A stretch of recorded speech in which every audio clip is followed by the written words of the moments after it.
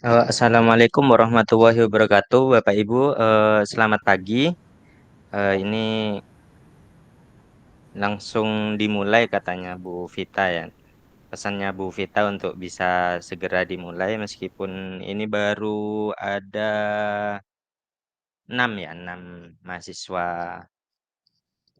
irigasi ya Bapak Ibu ya. Nanti akan menyusul dari mahasiswa-mahasiswa dari S1 mungkin Bapak Ibu ya. Mungkin saya bisa mulai ya Bapak Ibu ya.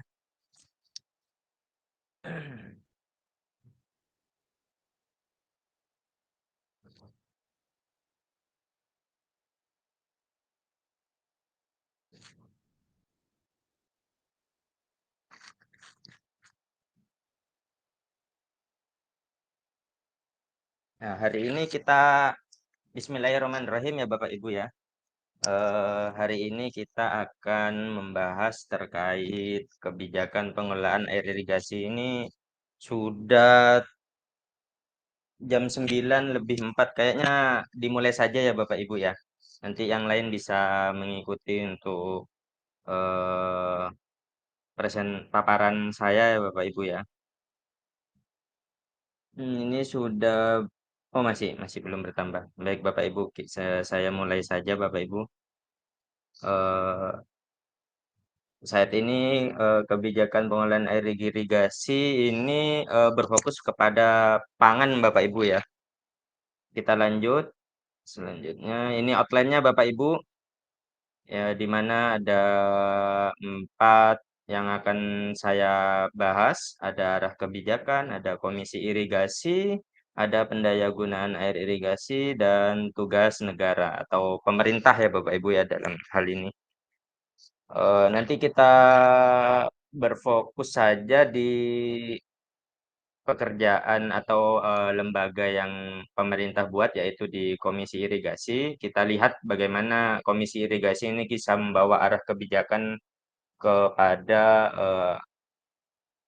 eh, sektor pangan yang lebih positif gitu ya Bapak Ibu ya.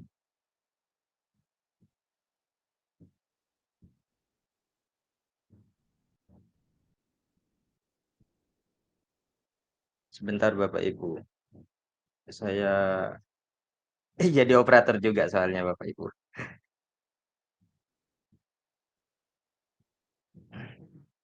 Baik, kita lanjut ya Bapak Ibu ya.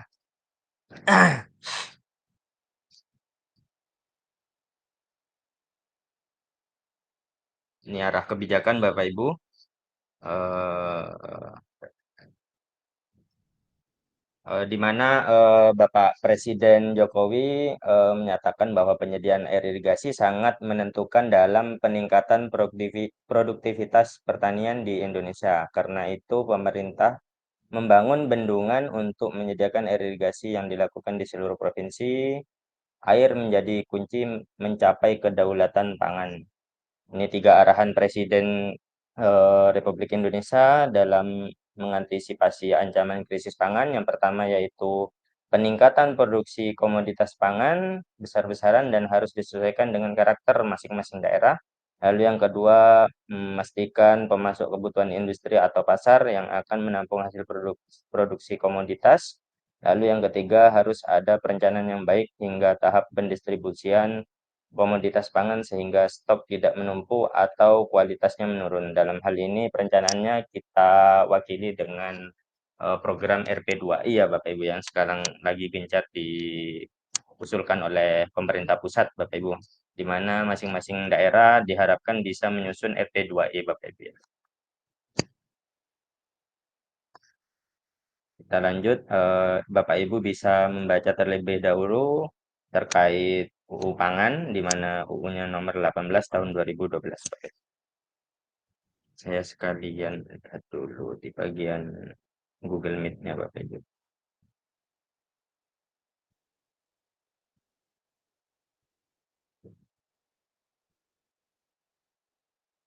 Nanti ketika mahasiswa sudah lengkap, nanti saya minta 2 kali sesi Bapak Ibu ya, awal sama akhir. Kita buka kamera dulu ya Bapak Ibu ya, untuk bisa foto bersama. Nanti saya screenshot dari sini. Itu permintaan dari Kemendikbud Bapak Ibu ya. Mohon izin Bapak Ibu nanti saya akan screenshot dari dari laptop saya Bapak Ibu untuk absen memulai perkuliahan dan nanti mengakhiri perkuliahan Bapak Ibu ya. Kita lanjut Bapak Ibu. Setelah kita cermati pangan, kedaulatan pangan, di mana kedaulatan pangan adalah hak negara dan sebagainya, lalu ada kemandirian pangan, lalu ada ketahanan pangan dan keamanan pangan. Kita lanjut ya Bapak Ibu ya. Ini sudah terlalu banyak membuang waktu kita Bapak Ibu. Ini isu strategisnya Bapak Ibu ya, di dalam RPJMN 2020 hingga 2024 Bapak Ibu. Disebutkan bahwa pengembangan dan pengolahan sistem irigasi untuk mendukung ketahanan pangan dihadapkan pada beberapa isu strategis, antara lain yaitu rendahnya kinerja operasi dan pemeliharaan sistem irigasi, lalu ada rendahnya kinerja sistem irigasi, terutama irigasi kewenangan daerah, lalu ada tingginya alih fungsi lahan dari pertanian dan terbatasnya Bapak, lahan, Pak Riza, lalu yang punten, keempat, ya, ya Bapak. saya ada di bandara, Pak. Mau ke Oh, NTB, baik, baik. nah, Bapak. Siap, Mungkin siap, nanti siap yang Bapak. terkait masalah absensi, saya mohon izin, Baik, baik, Bapak. Bapak. Siap, siap, siap, Bapak. Siap, siap. Baik, Pak. Nggak apa-apa, Bapak. Baik. Iya. Aduh, gimana? Mungkin sekarang aja ya, Pak ya. Ini lumayan banyak nih sudah. Mungkin sekarang aja Boleh, ya. Bapak. Boleh, Kita Bapak. foto-foto ya. Mari Bapak Ibu mungkin bisa eh, meluangkan waktunya untuk foto bersama Bapak Ibu. Sini.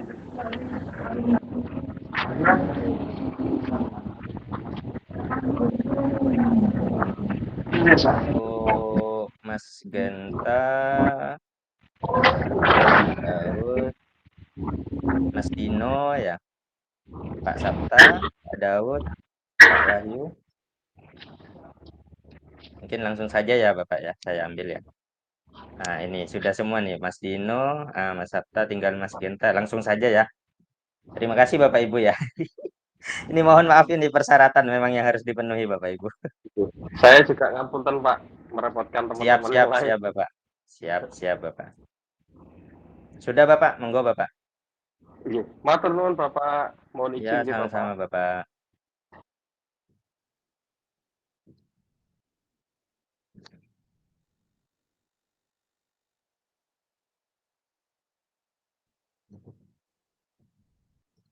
Oke, kita lanjut ya. Ini adalah isu strategisnya Bapak Ibu dan teman-teman ya. Saya panggilnya teman-teman aja ya, biar agak lebih mudah gitu ya. Ada 4. Kita lanjut. Ini kondisi aktual irigasi saat ini, Bapak Ibu, tidak optimalnya kondisi infrastruktur, lalu ada kompetisi pemanfaatan air, ketersediaan air yang kurang terjamin, di mana di dalam lapangan itu sangat kelihatan sekali ya Bapak Ibu ya, di mana para petani ini kebanyakan tiba-tiba membuka, menutup pintu air tanpa izin dari petugas OP, lalu ada pengolahan irigasi masih berbasis ketersediaan pasokan air. Ini di mana sepertinya semua Indonesia masih berbasis ketersediaan pasokan air ya. Untuk di negara-negara berkembang sudah menggunakan teknologi, berbasis teknologi, dan yang terbaru itu sudah sesuai dengan kondisi cuaca yang ada di daerah. Jadi penanaman tanamannya itu disesuaikan dengan kondisi cuaca yang ada di negara tersebut, di negara-negara berkembang ya Bapak Ibu ya. Lalu ada alih fungsi lahan, lalu ada penurunan fungsi das dan perubahan iklim global, dan yang terakhir pemanfaatan air irigasi untuk berbagai kepentingan. Kita lanjut. Ini dasar hukumnya Bapak Ibu, teman-teman ya. Pengembangan dan pengolahan sistem irigasi, di mana induknya tetap kita mengacu pada nomor 17 tahun 2019 ya, teman-teman ya. Lalu ada UU nomor 23 tahun 2014-nya sebagai pelaksanaannya untuk kita di lokasi tiap-tiap daerah. Lalu dilihat ada turunannya rencana dari rencana pengembangan pengelolaan irigasi, Bapak Ibu. Kita lanjut. Ini pembangunan daerah merupakan perwujudan dari pelaksanaan urusan pemerintah yang telah diserahkan ke daerah sebagai bagian integral dari pembangunan nasional. UU-nya nomor 23 tahun 2014, di mana kita berada di konkuren pelayanan dasar di option di urutan nomor 3, yaitu infrastruktur, di mana pelaksanaan dibagikan kepada PU dan PR, pekerjaan umum dan penataan ruang. Lalu di bagian non pelayanan dasarnya di pangan, yaitu di pertanian. Lalu muncul kelembagaan pengelolaan irigasi, ada 3, teman-teman, untuk peningkatan intensitas tanam, produktivitas, pendapatan, kesejahteraan, dan ketahanan dan kedaulatan pangan. Lanjut. Ini peran dan strategi pemerintah dalam mendukung pembangunan nasional dari RPJMN yang sudah disusun. Teman-teman, ini peran pemerintah pusat berperan mendorong pemerintah daerah untuk mendukung fokus kerja pemerintah dalam bentuk pembinaan dan pengawasan sesuai ketentuan perundang-undangan. Yang lagi hits ya RP2I itu. Nanti saat ini kita sedang susun di berbagai daerah, teman-teman ya.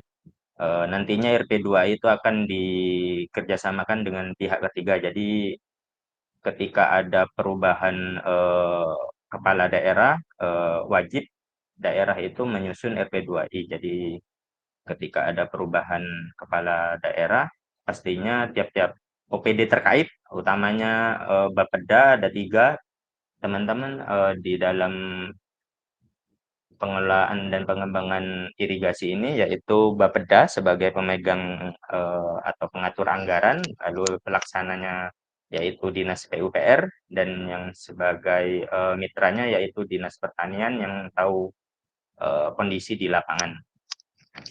Lalu peran pemerintah daerah yaitu memastikan pembangunan daerah dilakukan secara efektif, efisien, dan berfokus pada hasil serta manfaat pembangunan diterima oleh masyarakat.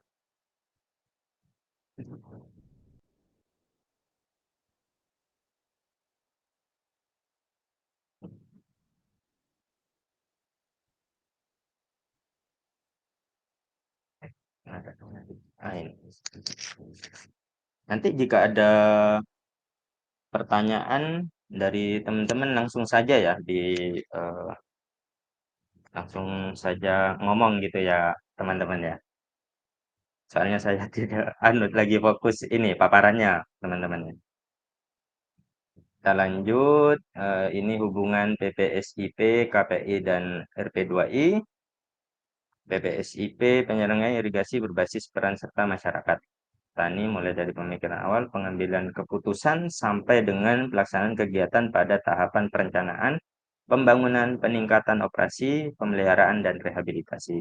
PPSP dilaksanakan oleh kelembagaan pengelola irigasi yang meliputi instansi pemerintah, P3A, dan Komisi Irigasi dengan prinsip satu sistem irigasi, satu kesatuan pengembangan dan pengelolaan. Dalam rangka penerapan PPSIP disusun suatu konsep perencanaan terpadu yang disebut dengan Rencana Pengembangan dan Pengelolaan Irigasi atau RP2I. Ini kelembagaan yang ada di irigasi, Bapak Ibu. Ada perangkat daerah yang membidangi irigasi, ada P3A dan Komisi Irigasi. Bisa dilihat ada berbagai macam tugasnya. Di paling bawah itu Komisi Irigasi, lembaga koordinasi dan komunikasi antar wakil pemerintah daerah, provinsi atau kabupaten, wakil P3A irigasi, wakil pengguna jaringan irigasi pada provinsi, dan wakil komisi irigasi kabupaten kota yang terkait. Jadi komisi irigasi ini dibentuk dari level pusat hingga level daerah, teman-teman. Ini RP2I, di mana pengertiannya yaitu instrumen perencanaan yang diperlukan oleh Balai Besar Sungai, Dinas PUPR Provinsi, Dinas PUPR Kabupaten, Bapeda, Dinas Pertanian, dan pihak lain yang membutuhkan untuk melaksanakan kebijakan dan strategi pembangunan di bidang pertanian serta pengelolaan irigasi secara partisipatif dengan tujuan mewujudkan keberlanjutan sistem irigasi selama 5 tahun ke depan. Yang pertama yaitu melakukan perencanaan, lalu melakukan prioritas pengembangan dan pengolahan, dan terakhir yaitu keberlanjutan pertanian beririgasi. Kita lanjut. Ini keunggulannya Bapak Ibu, sinkronisasi program, sehingga kita bisa tahu data-data apa saja yang dimiliki oleh pertanian, lalu sebagai koordinasi dan harmonisasi, terciptanya koordinasi dan harmonisasi antar sektor dan antar kewenangan pengelolaan pertanian beririgasi. Yang ketiga yaitu transparansi program antar kewenangan. Pusat, provinsi, dan kabupaten akan mengetahui rencana program dan kemampuan anggaran dalam mengelola pertanian beririgasi sesuai kewenangannya selama 5 tahun. Ini yang paling penting ya, teman-teman.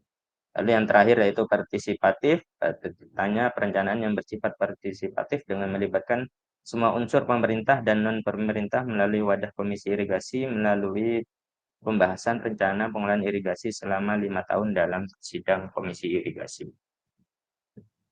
Kita lanjut. Ini tantangan dari pelaksanaan RP2I. Yang pertama yaitu lemahnya sosialisasi, biasanya ada pemangku kepentingan sehingga dianggap kurang penting. Padahal ini rencana kita ke 5 tahun ke depan. Lalu ada koordinasi antar kewenangan dan antar OPD sering menjadi hambatan dalam terciptanya sinkronisasi kegiatan. Ada pembahasan rencana program antar kewenangan dan antar OPD. Lalu keterbatasan data dan anggaran di daerah sering menjadi penghambat dalam merencanakan kegiatan yang ideal dalam pengelolaan irigasi. Ini yang paling tantangan yang paling besar ya teman-teman ya, di mana di Jawa Timur yang baru menyusun RP2I semenjak ada programnya RP2I ini di tahun 2020 baru 5 kabupaten teman-teman ya yang baru menyusun dan telah mendapat program bantuan dari Kementerian Pusat. Lalu yang terakhir, faktor non-teknis seperti aspirasi dan politis dapat mempengaruhi program perencanaan sehingga tidak optimalnya pengelolaan irigasi pada suatu daerah irigasi. Kita lanjut. Ini penutupnya, RP2I merupakan framework pengelolaan irigasi yang mencakup semua DI yang ada dalam kabupaten, pusat maupun provinsi. Lalu disusun oleh KPI untuk periode 5 tahun dan dievaluasi pelaksanaannya di tiap akhir tahun anggaran.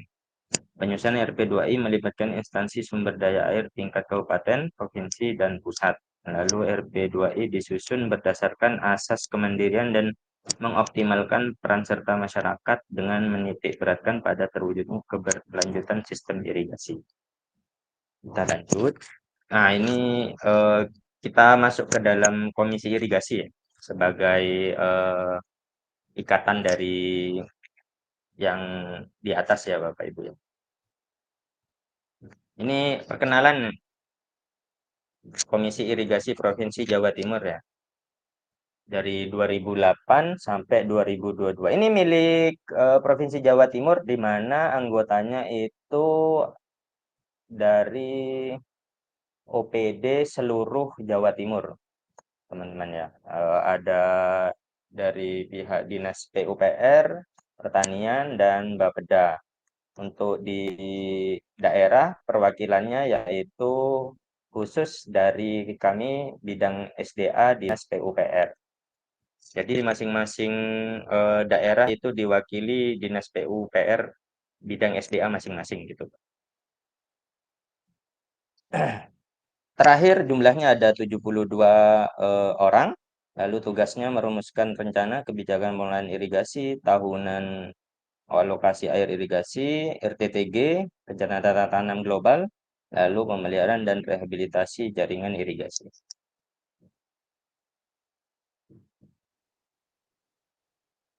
Oh, ternyata ada pesan. Lanjut, kita lanjut. Fungsi yang yaitu melaksanakan koordinasi pengelolaan irigasi pada DI kewenangan pusat dan DI kewenangan provinsi. Ini kebetulan karena komisi irigasi penyelenggaranya yaitu dari PU SDA Provinsi Jawa Timur, di mana SOTK-nya yaitu ketua, ketua harian, lalu anggota dan anggota non pemerintah. Kita lanjut. Nah, ini teman-teman ya, di masing-masing kewenangan provinsi itu ada 6 UPT perwakilan ya, teman-teman ya.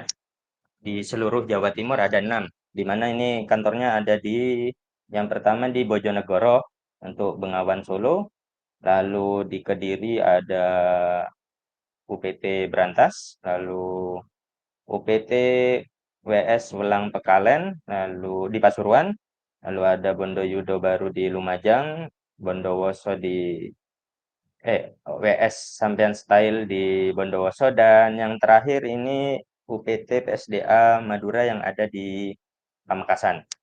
Lalu sekretariatnya berada di Surabaya. Kita lanjut. Ini peraturan perundang-undangan terkait Komisi Irigasi.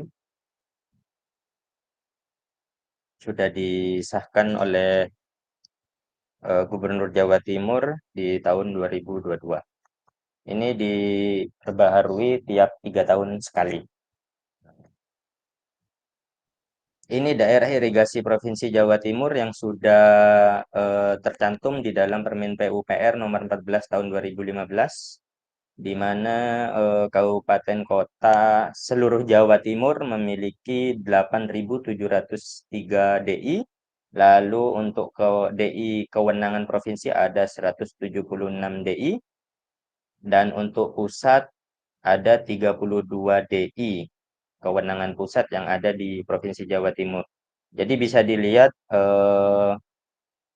nah ini beberapa kriteria DI, perbedaan DI yang ada di bagaimana kita membedakan kewenangan DI, apakah itu ada di pusat, provinsi, atau daerah. Jadi bisa dilihat untuk daerah irigasi di atas 3.000 hektar itu dimiliki oleh pusat, lalu untuk DI antara 1.000 sampai 3.000 hektar itu dimiliki oleh provinsi, dan di bawah 1.000 dimiliki oleh DI kewenangan kabupaten.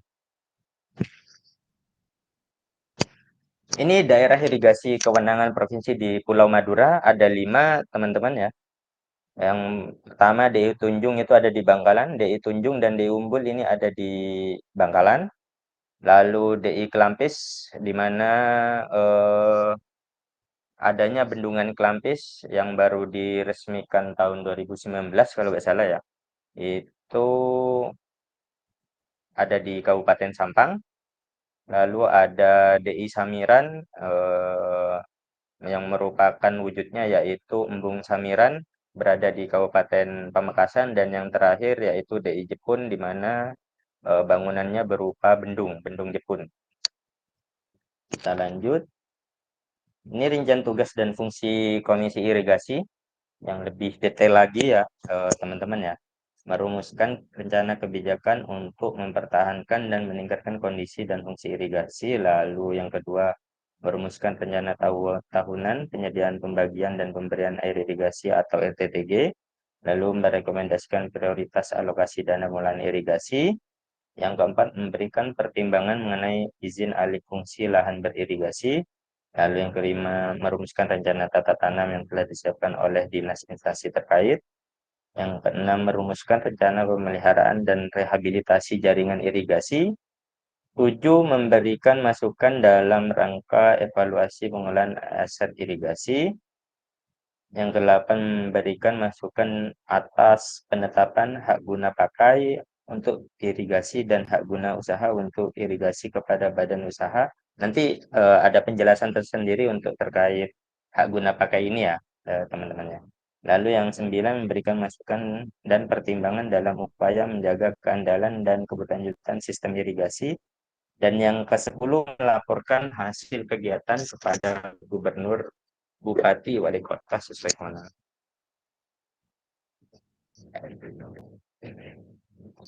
Kita lanjut. Ini capaian progres Komisi Irigasi Jawa Timur di tahun 2022 ada yang pertama yaitu tata cara dan tata tertib sidang Komisi Irigasi. Mungkin di pertama ini sudah ada pertanyaan, kenapa sih tata cara saja sudah menjadi capaian bagi kita ya? Yang perlu diketahui ya Bapak Ibu ya, tata cara dan tata tertib ini sangat sulit dilakukan eh, karena di daerah maupun di daerah, pada level daerah, lalu provinsi, pusat sudah pasti melakukannya ya Bapak Ibu ya, karena memiliki anggaran yang cukup besar gitu. Tapi untuk di level daerah ini komisi irigasi yang aktif bahkan cukup sedikit gitu Bapak Ibu ya. Dari kalau di Provinsi Jawa Timur kemarin saya tanya di Kabupaten Ponorogo bahkan komisi irigasinya itu tidak ada Bapak Ibu. Jadi sangat beruntung sekali apabila eh, KTI Komisi Irigasinya ini masih aktif gitu dalam memberikan kebijakan-kebijakan terkait pembangunan irigasi yang ada di daerahnya gitu loh. Kebanyakan komisi irigasinya hanya menjadi sebuah formalitas setelah disahkan oleh kepala daerah. Lalu komisi irigasi ini tidak aktif di dalam menentukan kebijakan-kebijakan daerah yang eh, semestinya bisa memberikan kontribusi pembangunan irigasi atau peningkatan irigasi di daerahnya gitu Bapak Ibu ya. Lalu yang kedua ada rencana Komisi Irigasi periode 2022-2025 yang seperti kita tahu setiap 3 tahun sekali akan diperbaharui ya Bapak Ibu ya. Lalu pembentukan Pokja RTTG eh, ini musim hujan 2022 dan musim kemarau 2023, lalu ada perbaikan dan rehabilitasi jaringan irigasi skala prioritas. Di tahun 2023 ini lebih baik lagi, sudah ada BIMTEK yang dilaksanakan atau diselenggarakan oleh Komisi Irigasi Provinsi Jawa Timur. Jadi kita sudah mengetahui bagaimana susunan-susunan yang RP2I bagi penyelenggara RP2I yang daerah-daerahnya itu belum melakukan penyusunan RP2I, Bapak Ibu. Lalu seperti biasa ada RTTG, ada rekomendasi kepada BPWS Berantas usulan kegiatan operasi pemeliharaan rehabilitasi dan peningkatan jaringan irigasi pada DI Pusat. Dan yang terakhir rekomendasi kepada Dinas PUPR usulan kegiatan pembinaan kelembagaan pengelolaan irigasi pada DI kewenangan provinsi. Kita lanjut. Ini apa ya jadwal komisi irigasi tiap tahunnya Bapak Ibu ya.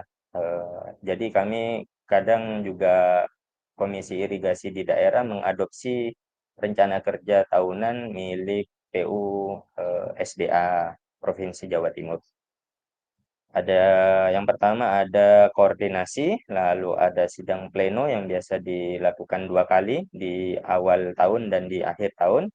Lalu ada rapat koordinasi penyusunan RP2I, lalu kunjungan lapangan, ada rapat koordinasi terkait RTTG, lalu ada biasanya pengesahan ini penyusunannya di tahun Juni sampai September, pengesahannya biasanya di awal-awal masa tanam yaitu di bulan November terkait menyusun SK Gubernur Jawa Timur tentang RTTG, Rencana Tata Tanam Global. Lalu yang terakhir membuat laporan kepada gubernur hasil program dan proses masukan yang diperoleh serta kegiatan selama 1 tahun. Ini kerangka kebijakan Jatim terkait pangan, di mana ketahanan pangan kecukupan stok melalui saat ini kecukupan stok dilakukan melalui produksi dan impor. Eh, Seharusnya kita bisa melakukan kemandirian pangan dengan cara mengoptimalkan kekuatan sumber daya domestik untuk kecukupan atau surplus pangan. Ini permasalahan pembangunan pertanian yang ada di Jawa Timur, eh, teman-teman ya.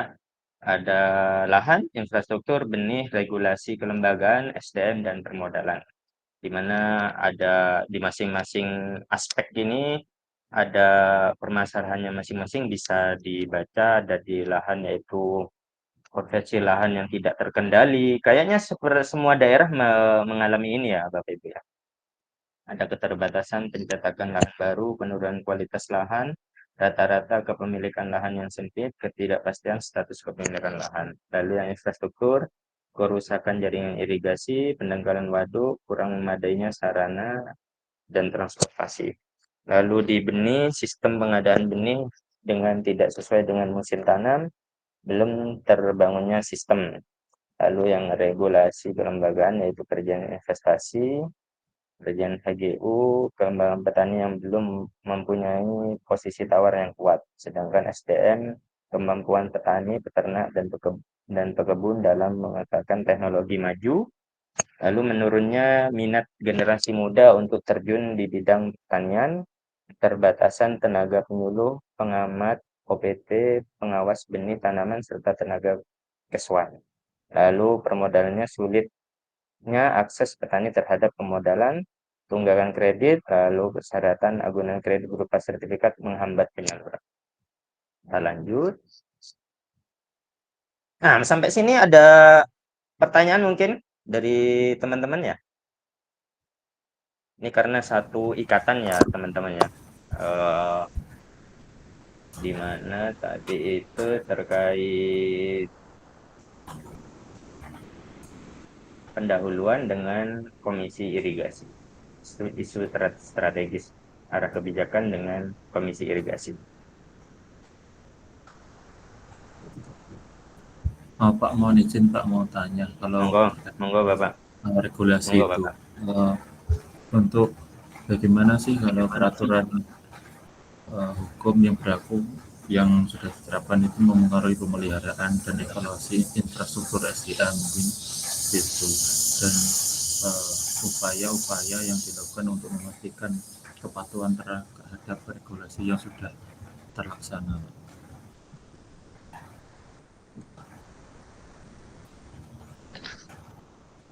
Pak Eko Sabto ya? Oke Pak. Ya, Pak, gimana Pak? Ini Pak apa Hmm, mungkin ya. mungkin kan tadi bahas tentang regulasi sudah dipaparkan Mhm. bahwasanya dalam indikator eh, tata cara pun sudah menjadi sebuah indikator capaian. Nah, yang saya tanyakan itu bagaimana peraturan atau kebijakan ini yang sudah berlaku itu mempengaruhi pemeliharaan dan evaluasi terkait dengan infrastruktur SDA dan dan apa upaya yang dilakukan untuk memastikan bahwasanya sudah terlaksana dan patuh terhadap regulasi yang sudah diterapkan, mungkin terhadap pelaksanaan regulasinya gitu. Oh, baik, baik, baik, Bapak. Makanya itu di dalam eh, yang terbaru Bapak Eko ya, yang terbaru itu kita harus segera menyusun RP2I ya Pak ya. Di mana RP2 itu menjadi pegangan kita agar masih sesuai dengan peraturan yang telah ditetapkan dan upaya kita agar kita tetap mengarah pada pembangunan di sektor irigasi nih, mana yang dipilih di tahun pertama hingga di tahun kelima gitu, Bapak. Sepertinya RP2 ini memang sangat penting, Pak, di mana sosialisasinya di tiap-tiap tahun itu selalu digaungkan gitu ya, Bapak ya. Jadi harapannya ke depan pusat ini berharap ya RP2 ini di tiap daerah bisa menyusun RP2I secepatnya sih Pak, RP2 ini disusun karena memang indikator atau target-target kinerja kita berada di dalam RP2I. Sebelumnya tidak tercantum tuh Pak. Kita targetnya apa tuh ya? Eh, Padahal peraturannya sudah ada, jelas-jelas sudah ada ya Pak ya. Tapi dalam pelaksanaan kita masih bergantung kepada kepentingan-kepentingan gitu ya Pak ya. Tapi seumpama nantinya jika ada RP2I, tapi masih ada kebijakan-kebijakan yang bisa merubah arah arah-arah arah-arah apa ya, arah tujuan dari RP2I nantinya, mungkin nanti bisa dilakukan kajian sih Pak, tiap di pertengahan mungkin kali ya, dari 5 tahun, nanti di pertengahan itu bisa dilakukan kajian lagi gitu ya Bapak. Mungkin itu Pak, tapi harapannya sih kita tetap berfokus kepada apa yang sudah disusun di dalam RP2I ya Pak ya. Gitu Pak Eko. Mohon izin Pak untuk memberikan. Iya Pak. Jadi untuk apa namanya peraturan ataupun regulasi ini kan sudah Ya. dilaksanakan itu melakukan evaluasi di mid 5 tahun itu. Jadi kan antara 2 sampai 3 tahun itu ada evaluasi Betul, betul. pertengahan gitu. Terus untuk di situ juga ada apa KP2I gitu ya Pak. KPI ya Pak. Oh, KPI. Ya. Oke. Di situ apa namanya sudah terlaksana, sudah dipaparkan terkait dengan apa ini namanya evaluasinya juga, evaluasi terkait dengan yang sudah dilaksanakan seperti itu. Maksudnya untuk mengontrol ataupun yang dilakukan untuk memastikan kepatuhan itu ya itu ya Pak, berarti yang apa melakukan Iya, evaluasi benar. di mid pertengahan ataupun pertengahan Iya, betul, betul 5 Bapak. tahun. Betul Bapak. Jadi kita mungkin akan melakukan kajiannya tetap di tiap tahun atau di pertengahan ketika RP2 ini sudah dijalankan gitu ya Pak ya. Oke. Mungkin Pak pengawasnya misalnya bisa jadi dari masyarakat juga ya, laporan. Kenapa yang diusulkan di dalam 5 tahun ini harusnya DI seumpama DI di Kecamatan Bangkalan, tapi kenyataannya kenapa yang dilakukan peningkatan itu di Kecamatan Tanah Merah seumpama ya Bapak ya. Itu kan merupakan suatu evaluasi bagi kita ya. Di tahun pertama harusnya sudah dilakukan kajian evaluasi ya. Kenapa ada perubahan itu gitu Bapak ya. Ataupun kita bisa apa ya namanya meng-swap ya Pak ya, berganti ini menukar program. Jadi yang harusnya Bangkalan dilakukan peningkatan pada program pusat atau hibah pusat, maka bisa di-swap dengan perlakuan yaitu pembangunan dengan menggunakan anggaran APBD gitu Pak. Mungkin begitu ya Pak. Baik. kalau ini Pak apa ini yang tadi kan ada non organisasi terkait dengan non struktural terkait dengan Betul. apa namanya struktural struktural penyusunan KPI yang dinamakan non struktural itu yang ini Pak, berarti yang apa namanya kemarin organisasi Iya, P3A atau Amit HIPA gitu. itu Pak. Betul, betul. P3A.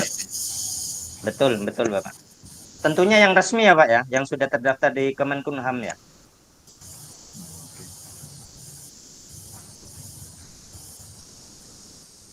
Oke Pak. Oh mungkin ini Pak apa namanya agak menyimpang. Nanti apakah diperbolehkan kami meminta ini Pak apa Boleh, materi-materi boleh yang sudah Bapak. dipaparkan baik yang Baik, baik. pertama. Boleh Pak. Nanti saya kumpulkan dari materi pertama hingga nanti materi ke-6, saya kumpulkan ke Bu Vita Oh, nantinya Bapak. gitu Pak. Siap-siap Bapak. Saya lanjut ya. Mungkin ada pertanyaan lagi dari Bapak-bapak atau Bapak Ibu atau teman-teman dari S1 nih, saya nunggu. Pokoknya dari mahasiswa S1 saya menugaskan nanti saat offline nanti saat kita bertemu, saya menugaskan pertanyaan setiap mahasiswa satu pertanyaan ya untuk mata kuliah PSDA. Jadi disiapkan saja. Nanti kalau pertanyaannya mulai dari materi 1 hingga materi ke-6 nggak apa. pertanyaan apapun. Baik, kita lanjutkan ya. Selanjutnya kita sampai di komisi irigasi. Kita lanjut di pendayagunaan air irigasi. Nah, ini pertanyaan yang sering ditanyakan ya Bapak Ibu ya. Apakah ia milik pribadi, milik bersama, milik pengusaha? Kita selalu dihadapkan dengan pertanyaan tersebut. Pada saat air mulai terasa langka dan terbatas, berbagai upaya untuk mendefinisikan hak atas air mulai dilakukan. Masing-masing wilayah mempunyai karakter dan dalam penentuan hak atas air yang spesifik. Praktek penetapan hak guna air dilaksanakan merupakan wujud kebudayaan dan sejarah panjang menerapkan hak guna air pada wilayah tersebut. Eh, Hak guna air ini merujuk pada UU 17 tahun 2015, di mana hak guna air terdiri dari HGPA, hak guna pakai air untuk memenuhi kebutuhan pokok sehari-hari, pertanian atau bukan untuk usaha, lalu HG hak guna usaha air untuk memenuhi kebutuhan usaha. Nah, lanjut. Ini dasar hukum regulasinya. Ada yang paling bawah PP terbaru yaitu nomor 69 tahun 2014 tentang hak guna air. Hak guna air yang diperoleh dengan tanpa memerlukan izin yaitu perseorangan pemenuhan kebutuhan pokok sehari-hari tanpa mengubah kondisi alami sumber air. Dan yang kedua, perkumpulan petani pemakai air yang berada dalam sistem irigasi. Lalu ada hak guna pemakai air yang diperoleh dengan tanpa memerlukan izin mempunyai hak yaitu memperoleh air dan memakai air untuk memenuhi kebutuhan pokok sehari-hari dan atau pertanian rakyat. Yang kedua, mengalirkan air dari atau ke tanahnya melalui tanah orang lain yang berbatasan dengan tanahnya. Dalam melaksanakan hak koin B diperlukan yang diperoleh dengan tanpa memerlukan izin wajib terlebih dahulu memberitahukan kepada pihak berhak atas tanah yang dilewati aliran air untuk pemenuhan kebutuhan pokok sehari-hari. Lalu HGPA yang diperoleh dengan memerlukan izin yaitu di mana kriterianya yaitu cara menggunakannya dilakukan dengan mengubah kondisi alami sumber air. Yang kedua ditujukan untuk keperluan kelompok yang memerlukan air dalam jumlah besar. Dan yang ketiga digunakan untuk pertanian rakyat di luar sistem irigasi yang sudah ada. Izin sebagaimana dimaksud meliputi izin penggunaan SDA untuk air permukaan, izin penggunaan sumber daya air untuk air laut yang berada di darat. Lalu ini izinnya yang B ini kepada Kementerian Perikanan dan Kelautan ya Bapak Ibu ya. Lalu yang terakhir izin pemakaian air tanah untuk pemanfaatan air tanah. Untuk yang ketiga ini biasanya di Kementerian SDM, Energi Sumber Daya Mineral. Lalu pengertian hak guna air merumuskan beberapa aspek menyangkut batasan pengertian hak guna air yaitu siapa yang harus memberi atau memperoleh air, seberapa banyak air dapat diperoleh, kapan air dialirkan, di mana dapat memperoleh air. Pengertiannya yaitu bisa ditafsirkan seperti berikut. Yang pertama, secara implisit hak guna air terkait dengan prasarana, lalu yang secara eksplisit hak guna air terkait dalam sistem pembagian air. Secara informal hak guna air ada dan melekat pada praktek lokal. Dan yang terakhir secara formal hak guna air berkaitan dengan penentuan perizinan air. Kita lanjut. Ini kewajiban pengelola SDA atau di dalam yaitu pemerintah ya Bapak Ibu. Pengelola sumber daya wajib menjamin alokasi sumber daya air bagi pengguna sumber daya air yang punya hak guna air di wilayah sungai bersangkutan. Lalu memelihara sumber daya air dan prasarananya. Melaksanakan pemberdayaan para pengguna sumber daya air. Dan yang terakhir, melakukan pemantauan dan evaluasi atas penggunaan sumber daya air. Ini kewajiban penerima manfaat penerima manfaat jasa pada prinsipnya wajib menanggung biaya pengelola sesuai manfaat sebagai contoh pembayaran untuk prasarana PDAM. Lalu kewajiban tidak diberlakukan pada pengguna air untuk kebutuhan pokok sehari-hari, penting sosial, untuk perbatasan petani dan untuk keperluan petani rakyat. Sedangkan untuk biaya pengembangan operasi dan lain-lain tetap dibiarkan. Ini dasar hukum pembangunan sistem irigasi kita lewat saja, tadi sudah di atas sudah dijelaskan. Saat ini kita sedang bukan sedang ya, sudah melakukan ya single manajemen irigasi di mana dalam penerapannya disebut DI, daerah irigasi, sistem irigasi sebagai satu kesatuan sistem pada daerah irigasi. Sistem irigasi ini memasukkan aspek 5 pilar yaitu prasarana irigasi, air irigasi, manajemen irigasi, SDM irigasi, dan kelembagaan pengelolaan. Prinsip-prinsip dalam sistem manajemen irigasi bisa dilihat bertujuan mewujudkan kemanfaatan air diselenggarakan secara partisipatif berdasarkan 5 pilar irigasi, tetap memperhatikan aspek lahan dan pembiayaan, pengembangan dan pengelolaan sistem irigasi, kesepakatan dan komitmen, sharing informasi pengelolaan dan pengembangan sistem irigasi, Kementerian PUPR sebagai koordinator dalam tingkat operasional pengembangan dan pengelolaan sistem irigasi, perencanaan pengembangan sistem irigasi yang terintegrasi, pemanfaatan teknologi informasi seperti data informasi geospasial, irigasi dan lahan sawah dan lain-lain. Di dalam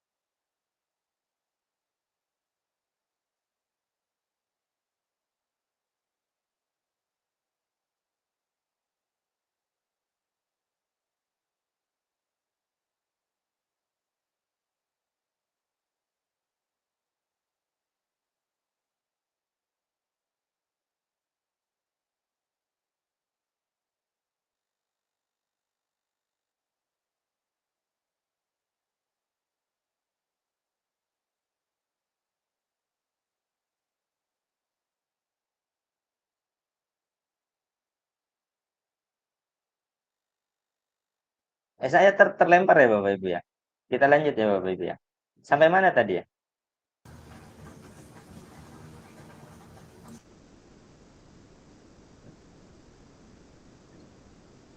Hmm, kita lanjut ya Bapak Ibu ya. Kita sampai mana tadi ya? mungkin ada yang bisa jawab ya.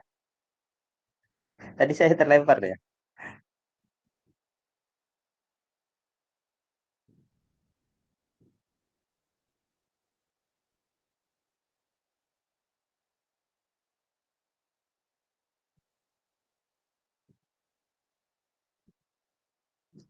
Ya, apa suara saya terdengar ya, Bapak Ibu ya? Dengar Pak. Oh, terdengar. Sampai mana ya Pak Eko ya tadi ya? Saya ya. Kayaknya saya terlempar ya. Iya, ini eh, mungkin mungkin terlalu cepat ya Pak ya kalau menerangkan tadi. Mungkin saya ingat-ingat slide-nya itu Pak. Ya, yang mana itu Pak?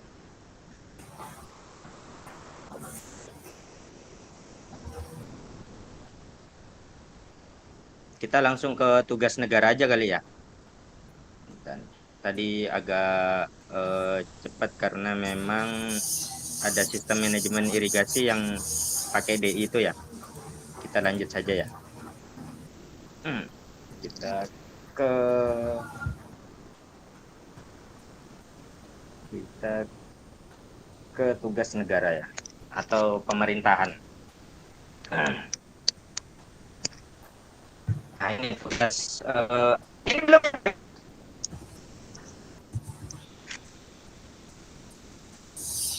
tugas negara atau tugas pemerintah ya kita yaitu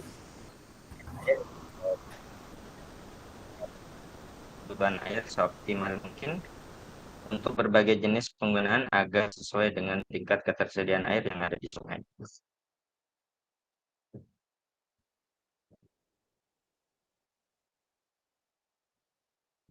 Ketentuan atau norma dalam penyediaan dan pengalokasian air rencana penyediaan dan pengalokasian air harus memiliki 3 arahan sebagai berikut. Yang pertama ini yang paling penting ya, air untuk kebutuhan pokok sehari-hari ini tidak boleh terganggu dari program-program lain biasanya Bapak Ibu ya. Lalu ada jadi satu dengan irigasi di pertanian rakyat pada sistem irigasi yang sudah ada merupakan prioritas utama di atas kebutuhan air. Jadi untuk kebutuhan yang pertama ini Bapak Ibu ketika diganggu kita memerlukan izin Bapak Ibu untuk pengambilan air pada posisi yang pertama ini ya Bapak Ibu ya. Lalu untuk yang kedua pemakai air yang sudah ada perlu dijaga dan yang ketiga air untuk kebutuhan pokok sehari-hari bagi penduduk yang berdomisili di dekat sungai dan atau di sekitar jaringan pembawa air perlu mendapat perhatian. Alokasi air dan distribusi, perencanaan dan pelaksanaan penyediaan dan pengalokasian air sungai. Perencanaan pelaksanaan penyediaan dan alokasi air sungai meliputi serangkaian proses sebagai berikut, yaitu penyusunan draft RAAT, rencana alokasi air tahunan.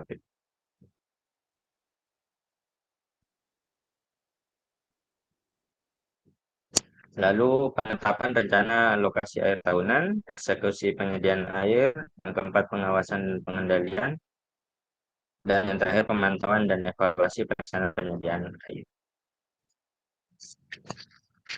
Pemantauan air dan evaluasi penyediaan air bertujuan untuk memastikan bahwa kondisi sarana dan prasarana penyediaan air senantiasa berfungsi sebagaimana diharapkan. Lalu yang kedua, mengetahui jenis dan tingkat kegagalan pelayanan penyediaan air, termasuk mengetahui sumber penyebab tidak tercapainya RAAT.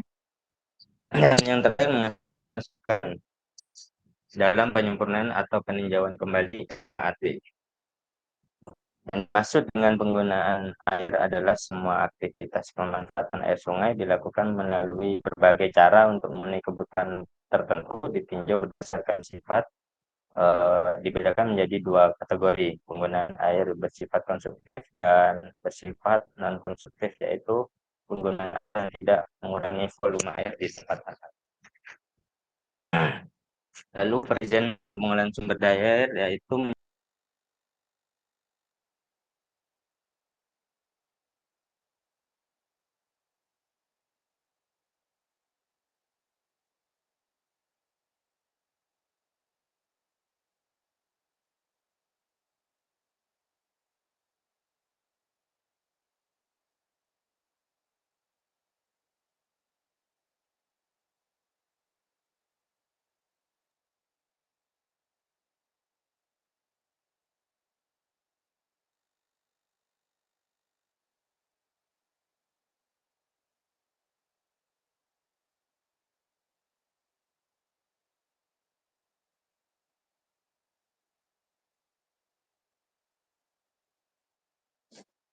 Masih mute, Pak. Maaf. Oke, kita lanjut ya, Bapak.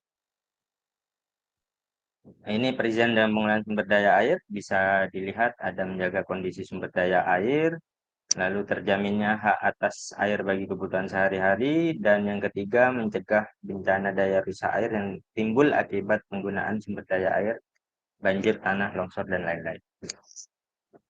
Ini pemanfaatan sumber daya air yang pertama yaitu untuk irigasi.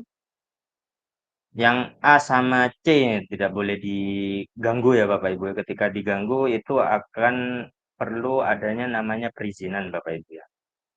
Lalu yang kedua ada pemanfaatan air untuk PLTA, pemanfaatan air untuk air baku, pemanfaatan air untuk penggelontoran, pemanfaatan air untuk lalu lintas, pemanfaatan air untuk rekreasi, dan yang terakhir pemanfaatan air untuk perikanan. Hak dan pengelolaan atas air dalam konstitusi negara Indonesia, dalam perspektif konsep hak asasi manusia, rakyat berposisi sebagai pemegang hak dan yang negara atau pemerintah yaitu pengemban kewajiban, di mana kewajiban negara yang mendasar adalah melindungi dan menjamin hak asasi warganya. Negara pada dasarnya memiliki 3 kewajiban dalam pemenuhan hak asasi manusia, yaitu kewajiban untuk menghormati, melakukan pencegahan terhadap pelanggaran, dan yang ketiga kewajiban untuk menjamin pemenuhan hak-hak asasi manusia tersebut. Hak atas air memberikan hak bagi setiap orang untuk mendapatkan air yang pertama yaitu memadai, lalu yang kedua aman dan dapat diterima, yang ketiga dapat diakses secara fisik dan terjangkau, dan terakhir layak. Ini pengelolaan irigasi. Mungkin sampai slide ini ada pertanyaan dari Bapak Ibu.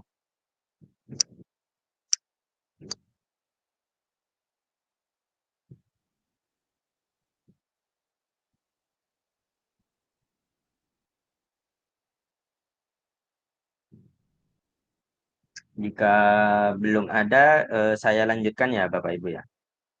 Ini tinggal berapa slide lagi? Tinggal dikit.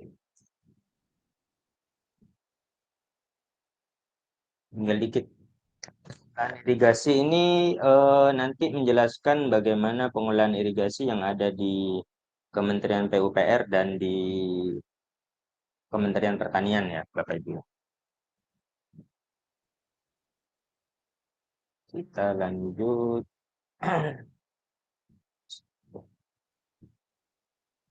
Tinggal 10 slide lagi Bapak Ibu. Mungkin tidak ada pertanyaan, saya lanjutkan ya Bapak Ibu ya. Nah, ini pengertian dan tujuan pembangunan daerah Bapak Ibu sesuai pasal 258 Undang-Undang Nomor 23 Tahun 2014 tentang pemerintahan daerah. Daerah melaksanakan pembangunan untuk peningkatan dan pemerataan pendapatan masyarakat, peningkatan dan pemerataan kesempatan kerja, peningkatan dan pemerataan lapangan usaha, peningkatan dan pemerataan akses dan kualitas pelayanan publik, dan yang terakhir peningkatan dan pemerataan daya saing daerah. Pembangunan daerah merupakan perwujudan dari pelaksanaan urusan pemerintahan yang telah diserahkan ke daerah sebagai bagian integral dari pembangunan nasional. Nah, ini pengelolaan irigasi lintas sektor dan multi stakeholder Bapak Ibu. Bisa dilihat di mana ketersediaan dikelola oleh Kementerian PUPR dan Kementerian Lingkungan Hidup. Kita berkoordinasi dengan Kementerian Pertani untuk mencapai kemanfaatan air irigasi untuk pertanian.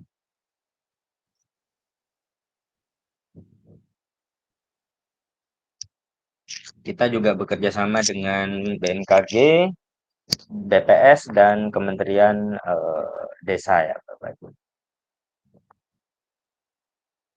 Sebagai untuk sinkronisasi datanya Bapak Ibu. Kita lanjut. Ini arah kebijakan Bapak Ibu, strategi pengelolaan sumber air 2020 hingga 2024. Yang pertama, di rencana pembangunan jangka panjangnya ada pengembangan jaringan irigasi di luar Jawa, Bapak Ibu, untuk mencapai mengurangi kesenjangan ya Bapak Ibu di luar Pulau Jawa, seluruh Indonesia. Lalu ada pengalihan kebutuhan air untuk pertanian yang terkonsentrasi di Pulau Jawa.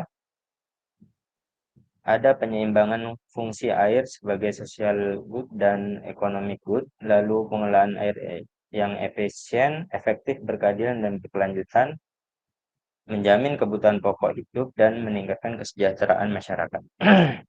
Yang kedua ada rencana pembangunan jangka menengah dari Indonesia, yaitu peningkatan efisiensi dan kinerja sistem irigasi melalui penerapan konsep modernisasi irigasi. Dan yang kedua yaitu penyediaan air untuk komoditas pertanian bernilai tinggi. Kita lanjut. Ini implementasi kebijakan pembangunan pangannya. Bisa dilihat Bapak Ibu, mulai dari perencanaan, penganggaran, pengawasan, dan pertanggungjawaban di tiap-tiap daerah. Kita lanjut. Nah, kembali lagi ke RP2I, yaitu instrumen untuk 5 tahun ke depan.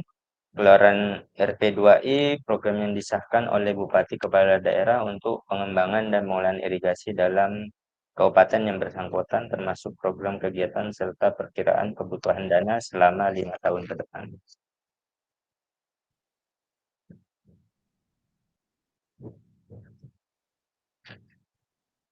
Apa urgensinya RP2I? Yaitu yang pertama itu adalah jika dalam RT RW dan RPJMD aspirasi sudah mendapat prioritas, maka RP2I akan lebih mudah dan terarah diintegrasikan untuk mendukung kebijakan infrastruktur dan ketahanan pangan. Lalu lebih mudah dalam mengarahkan kebijakan penganggaran dan sumber dananya sebagai dokumen untuk memperkuat posisi tawar perangkat daerah dan meyakinkan DPRD. Lalu yang terakhir yaitu pelaksanaan program dan kegiatan pengembangan dan pengelolaan dapat berkelanjutan. Ini 5 pilar dalam pengelolaan sumber daya air, Bapak Ibu.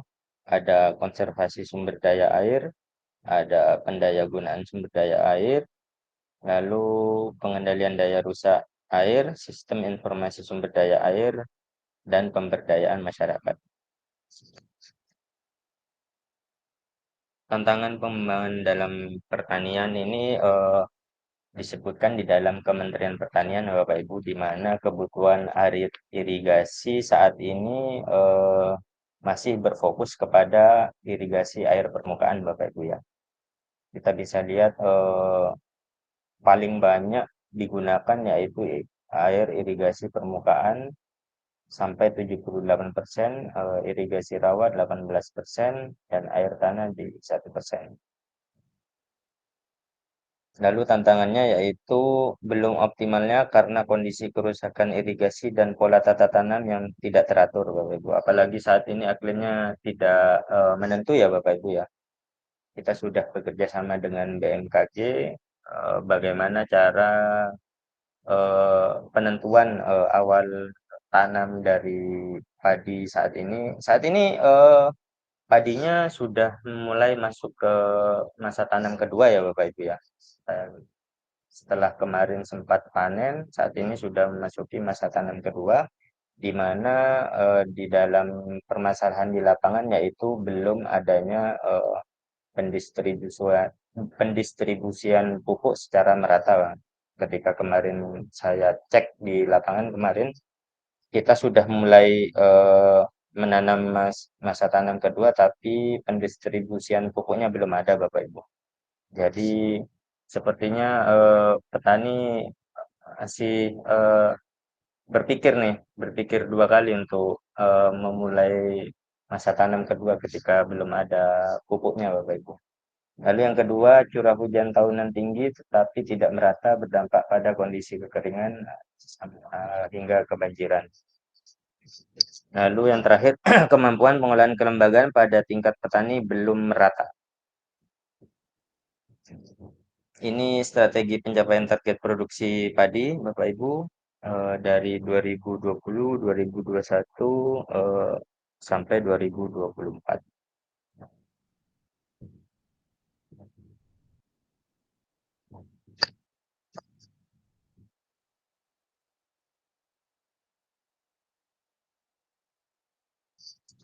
Kebijakan irigasi di dalam Kementerian Pertanian yang pertama adalah meningkatkan dan mempertahankan ketersediaan air, Bapak Ibu. Kami sudah saat ini ya di tahun 2024 yang terbaru kami bekerja sama dengan Kementerian Pertanian melaksanakan atau muncul tiba-tiba program pompanisasi Bapak Ibu, di mana pompanisasi ini pengambilan air melalui air permukaan, khusus dilakukan di air permukaan. Karena ketika kami mengusulkan terkait pengambilan air di dalam tanah, debit yang keluar tidak sesuai dengan yang diusulkan oleh para petani, Bapak Ibu. Jadi kita melakukan pompanisasi melalui sumber air yang ada di permukaan seperti sungai, Bapak Ibu. Di tingkat usaha tani sebagai suplesi air untuk komoditas tanaman pangan, hortikultura, dan peternakan dengan cara menampung atau meningkatkan muka air dan mengoptimalkan pemanfaatan air yang sumber airnya berasal dari mata air, curah hujan sungai, dan atau sumber air lainnya yang berfungsi untuk suplesi air irigasi. Yang kedua, meningkatkan fungsi jaringan irigasi. Ada irigasi tersier melalui kegiatan rehabilitasi dan peningkatan fungsi saluran, membangun sarana bangunan penangkap air, serta meningkatkan kualitas kelembagaan petani pemakai air. Ada tiga Bapak Ibu yang menjadi fokus Kementerian Pertanian saat ini dalam mengembangkan atau mencapai target pangan di tahun 2024. Yang pertama yaitu rehabilitasi jaringan irigasi yang bisa dilakukan dari Dinas Pertanian melalui Kementerian Pertanian ya, biasanya yang dapat program dari Kementerian Pertanian. Yang dilakukan adalah peningkatan saluran tersier Bapak Ibu. Jadi yang pertama ini bisa dilihat melakukan rehabilitasi pada saluran irigasi di tingkat usaha tani. Kegiatan berupa rehabilitasi saluran irigasi dan dapat dilakukan untuk perbaikan sarana pendukung. Lalu yang ketiga, satu unit kegiatan untuk luas lahan berdampak minimal 50 hektar. Yang kedua, pengembangan sumber air, memanfaatkan sumber-sumber air yang tersedia sebagai suplesi irigasi. Kegiatan dapat berupa irigasi perpipaan dan irigasi perpompaan. Dan yang ketiga, output satuan unit minimal berdampak pada 25 hektar untuk tanaman pangan dan 4 hektar untuk hortikultura dan kebun, serta 1 hektar untuk peternakan. Di dalam pengembangan sumber daya air di pertanian, Bapak Ibu, mereka memiliki sawah non teknis, Bapak Ibu. Jadi sebagai untuk kewenangannya mereka mengelola sawah non teknis, Bapak Ibu. Sedangkan untuk yang teknis berada kewenangannya di kita. Untuk sawah dengan daerah irigasi teknis di bagian tersier masuk ke dalam kewenangan Dinas Pertanian, Bapak Ibu. Lalu yang terakhir ini yang paling eh, saat ini lagi digenjot yaitu embung pertanian, Bapak Ibu. Memanfaatkan mata air sungai dan drainase untuk dikonversi dan dimanfaatkan sebagai suplesi irigasi. Kegiatan berupa embung dan parit dan long storage minimal volume tampungan 500 meter kubik, dan yang terakhir output satuan unit minimal berdampak pada 20 hektar untuk tanaman pangan dan 5 hektar untuk hortikultura, kebun, dan peternakan. Arah kebijakan dari Kementerian Pertanian sendiri yaitu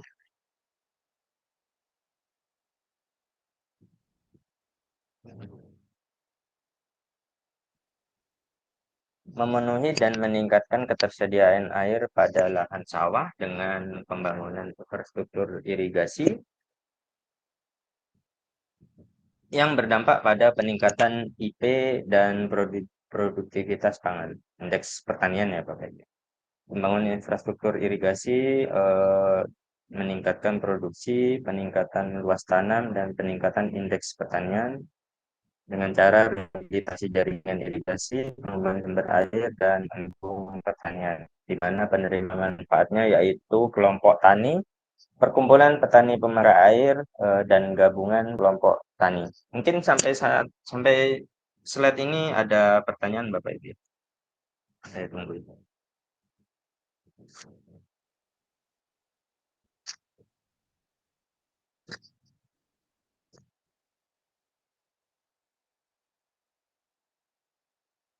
Atau mungkin dari mahasiswa S1 PSDA, mungkin ada pertanyaan buat teman-teman, dari teman-teman ya.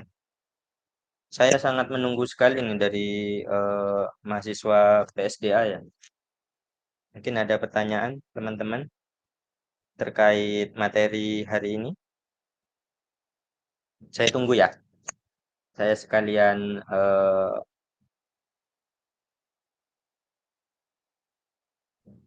melihat slide materi-materi selanjutnya ya. Untuk materi selanjutnya Bapak Ibu ya. Materi selanjutnya di minggu depan kita akan membahas terkait potensi air di Indonesia ya Bapak Ibu. Lalu ada potensi air irigasi juga di minggu depan.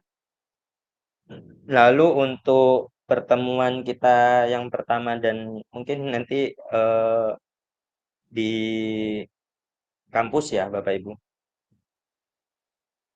kita akan membahas terkait kelestarian SDA, sumber daya air, dan pencegahan sebelum bencana.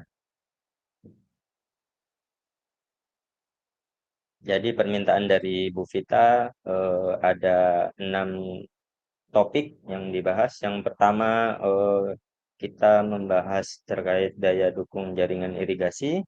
Yang kedua operasional dan pemeliharaan jaringan irigasi. Hari ini kita membahas kebijakan pengelolaan air irigasi. Yang minggu depan kita akan membahas potensi air untuk irigasi. Dan saat pertemuan nanti kita akan membahas terkait kelestarian SDA dan pencegahan sebelum bencana. Biasanya saat pertemuan Bu Vita minta 2 topik.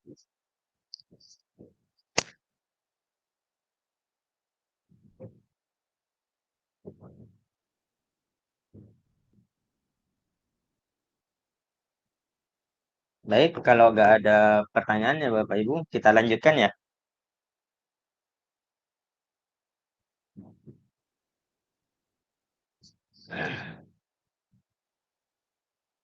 Ya, sudah selesai Bapak Ibu. Kita balik lagi ya. eh, ke saat kita yang terlempar tadi, saat saya terlempar tadi ya Bapak Ibu ya.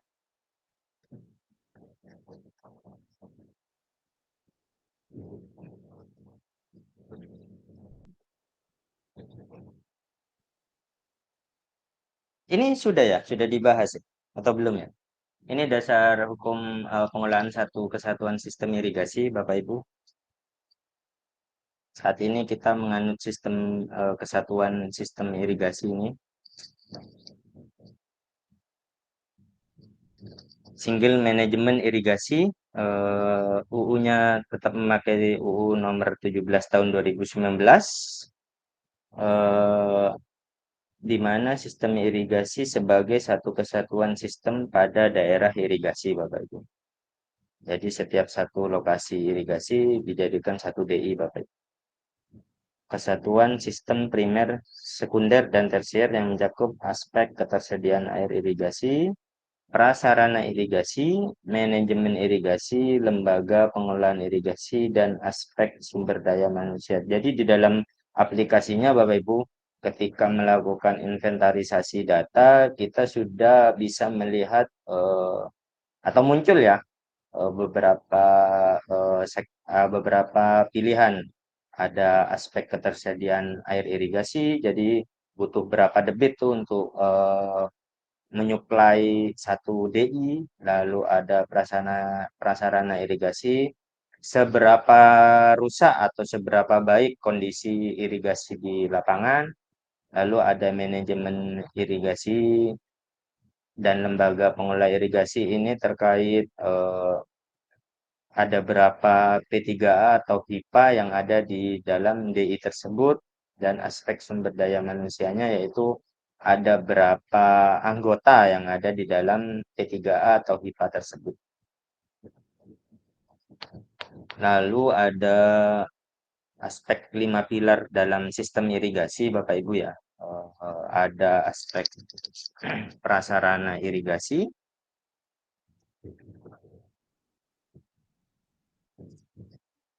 ada air irigasi, lalu ada manajemen irigasi, ada SDM irigasi, dan kelembagaan pengelolaan.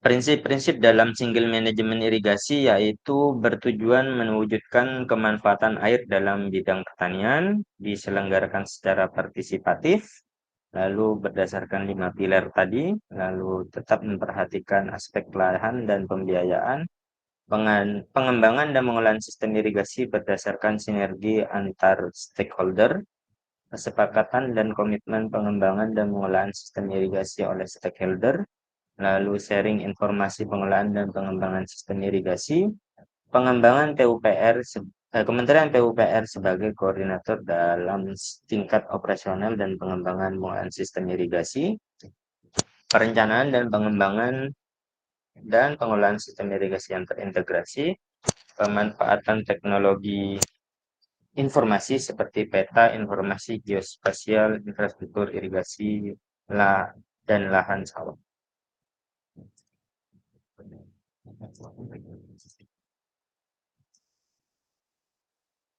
Mungkin ada pertanyaan Bapak Ibu? Kita lanjut ya.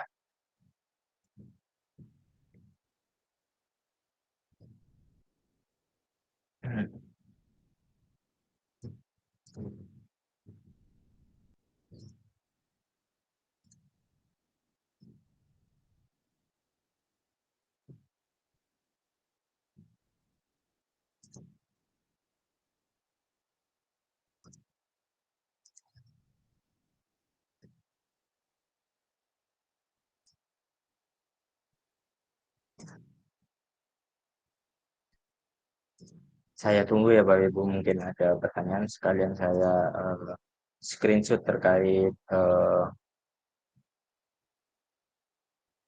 paparan Bapak Ibu. Mungkin bisa ini ya Bapak Ibu ya, bisa menghidupkan kameranya Bapak Ibu. Saya sedang mengambil gambar Bapak Ibu.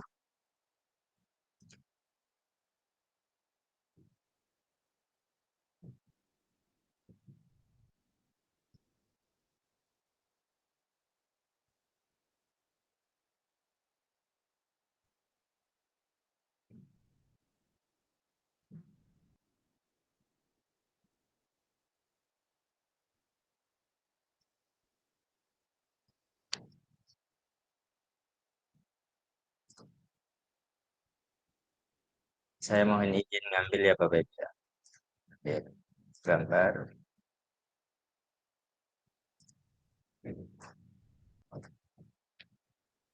Oke.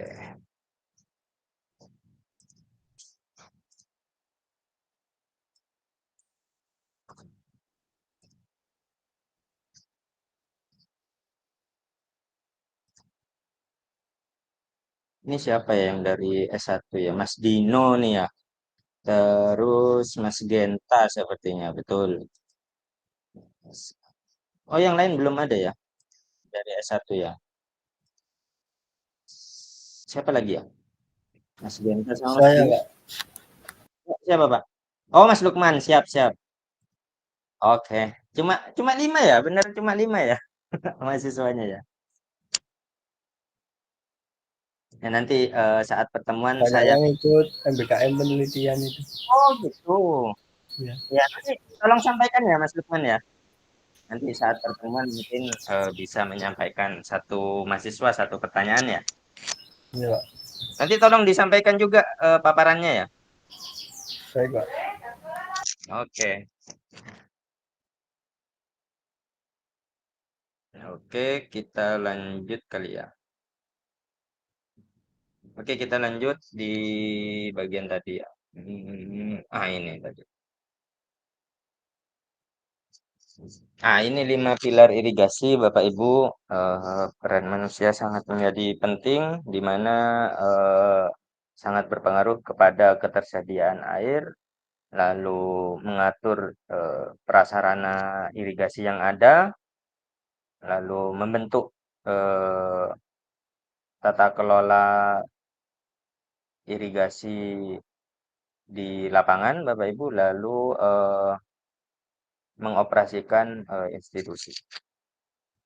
Kita lanjut. Oh, sudah ini ya. Sepertinya sudah ya. Sudah semua Bapak Ibu ya.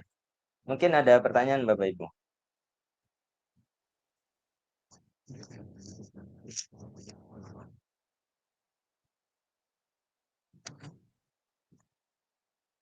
Ini permasalahan pembangunan di pertanian Bapak Ibu. Mungkin tadi agak terlalu cepat dibahas ya Bapak Ibu ya.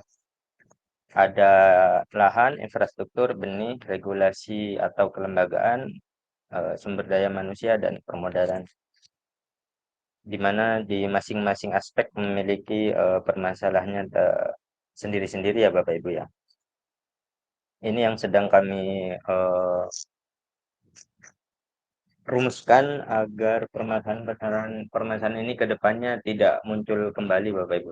Kecuali nomor yang pertama ini sangat sulit diatasi ya Bapak Ibu ya. Di mana konversi lahan yang tidak terkendali, di mana lahan pertanian sangat mudah berubah saat ini ya Bapak Ibu, menjadi penggunaan lahan yang lain Bapak Ibu. Seperti perumahan atau tidak menjadi kawasan industri.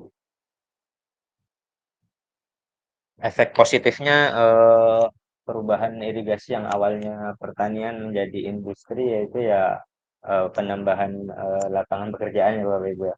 Tapi tidak menutup kenyataannya bahwa kita masih membutuhkan lahan sawah ya Bapak Ibu untuk ketersediaan pangan yang berkelanjutan ya Bapak Ibu. Terkait infrastruktur, kami selalu memprioritaskan mana peningkatan jaringan irigasi yang dapat dilakukan sesuai dengan arahan masing-masing pimpinan daerah, Bapak Ibu ya. Jadi sedikit penjelasan ya Bapak Ibu di dalam usulan peningkatan infrastruktur Bapak Ibu. Kita melakukan di awal tahun biasanya dilakukan musrembang Bapak Ibu ya, musyawarah pembangunan rencana pembangunan, musyawarah perencanaan pembangunan Bapak Ibu, yang biasa dilakukan di masing-masing kecamatan untuk level pemerintah daerah ya Bapak Ibu ya. Jadi kita menampung usulan-usulan, lalu dilakukan skala prioritas mana yang akan dilakukan atau dilaksanakan terlebih dahulu Bapak Ibu. Jadi kita bisa mengusulkan apabila ada usulan peningkatan atau perbaikan, bisa diusulkan melalui musrembang yang dilakukan pada awal tahun di masing-masing kantor kecamatan Bapak Ibu ya.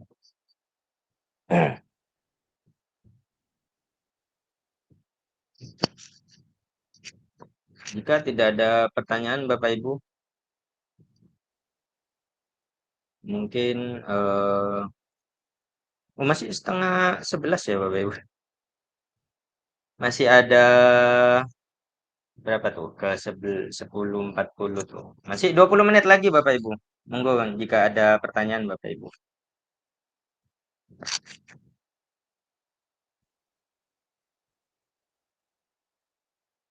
Mana tadi?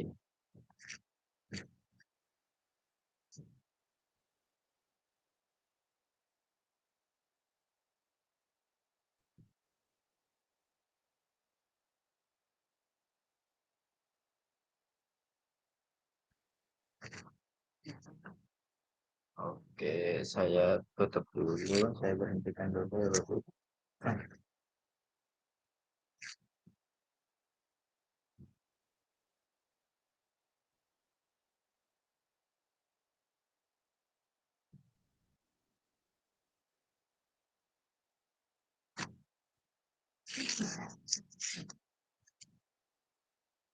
Ini isu strategis yang kita bahas tadi, Bapak Ibu. Mungkin ada pertanyaan terkait isu strategisnya, Bapak Ibu. Rendahnya kinerja operasi dan pemeliharaan sistem irigasi ini sudah pasti terjadi di masing-masing daerah ya, Bapak Ibu ya. Kita tetap memformulasikan di lokasi mana saja operasi dan pemeliharaan sistem bisa dilakukan dengan skala prioritas, Bapak Ibu ya. Lalu ada rendahnya kinerja sistem irigasi, terutama irigasi kewenangan daerah. Kita melakukan inventarisasi data, Bapak Ibu ya, tiap tahunnya melalui aplikasi yang dinamakan Epaksi itu ya, Bapak Ibu. Jadi Bapak Ibu bisa melihat ini ya, Bapak Ibu ya, bisa melihat kondisi masing-masing infrastruktur irigasi melalui aplikasi Epaksi ini ya, Bapak Ibu ya. Untuk selanjutnya, tingginya alih fungsi lahan dari pertanian dan terbatasnya lahan ini pasti dialami oleh tiap-tiap daerah yang ada di, tidak hanya di Pulau Jawa sepertinya Bapak Ibu. Di lokasi manapun juga saat ini mengalami alih fungsi lahan, Bapak Ibu. Lalu yang terakhir, penyediaan infrastruktur air irigasi belum diselaraskan dengan lahan pertanian baru. Saat ini dari pemerintahan daerah saya sendiri, Bapak Ibu, sudah mengusulkan, ada dari tahap pengusulan ini ada 4 lokasi, Bapak Ibu. Dalam proses pengusulan ini perlu tahapan yang cukup rumit, Bapak Ibu ya. Dari 4 usulan masih belum ada yang disetujui dari Kementerian PUPR untuk masuk ke dalam PP tadi. Lupa saya. Dari PPA ini PP 23 nomor 23 tahun 2015. Nomor 14 tahun 2015 Bapak Ibu. Jadi untuk bisa dinamakan DI itu munculnya di Permen PUPR nomor 14 tahun 2015 ya Bapak Ibu ya. Tentang kriteria dan penetapan status daerah irigasi. Bapak Ibu bisa melihat nama-nama DI seluruh Indonesia Bapak Ibu di Permen PUPR nomor 14 tahun 2015 Bapak Ibu. Jadi kita bisa lihat di Kabupaten Bangkalan itu ada 76 DI kewenangan daerah Bapak Ibu. Lalu ada 2 kewenangan provinsi dan tidak ada kewenangan pusat yang ada di Kabupaten Bangkalan Bapak Ibu. Mungkin untuk terakhir kalinya, jika tidak ada pertanyaan, Bapak Ibu, saya mohon ini ya Bapak Ibu ya, untuk mengaktifkan kameranya Bapak Ibu. Untuk kita foto-foto lagi Bapak Ibu, untuk absen terakhir, untuk absen eh, terselesaikannya materi minggu ini Bapak Ibu ya. Terima kasih Bapak Ibu.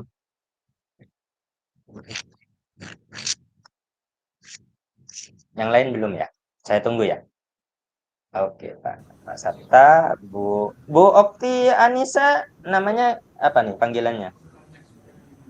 Salam kenal ya, Okti Bapak-bapak Ibu. biasanya, Pak.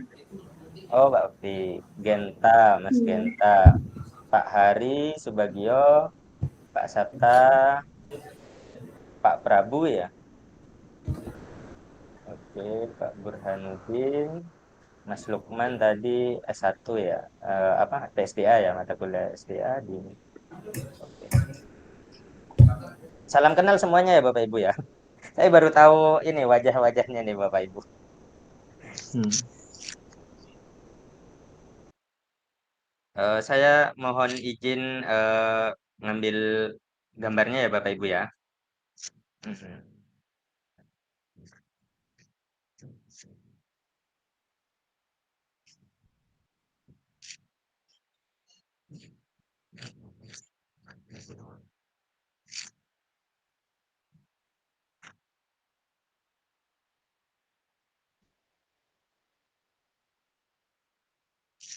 Oke, baik Bapak Ibu. Mungkin saya bisa akhiri karena Ibu Vitanya sedang rapat kayaknya Bapak Ibu ya. Rapat terkait pekerjaan di Universitas Malang, Negeri Malang. Jadi saya akhiri Bapak Ibu. Mohon maaf jika ada salah kata atau perkataan yang menyinggung. Demikian saya akhiri. Semoga sehat selalu Bapak Ibu dan sukses. Selamat siang. Selamat menunaikan ibadah sholat Jumat bagi yang laki-laki. Wassalamualaikum warahmatullahi wabarakatuh, Bapak Ibu. Terima kasih Bapak Ibu ya. Waalaikumsalam. Waalaikumsalam. Pak, Waalaikumsalam warahmatullahi masih Pak Risa. Sama-sama. Monggo Bapak Ibu bisa meninggalkan Google Meet-nya. Saya lagi mengurus terkait ininya Google Meet-nya Bapak Ibu.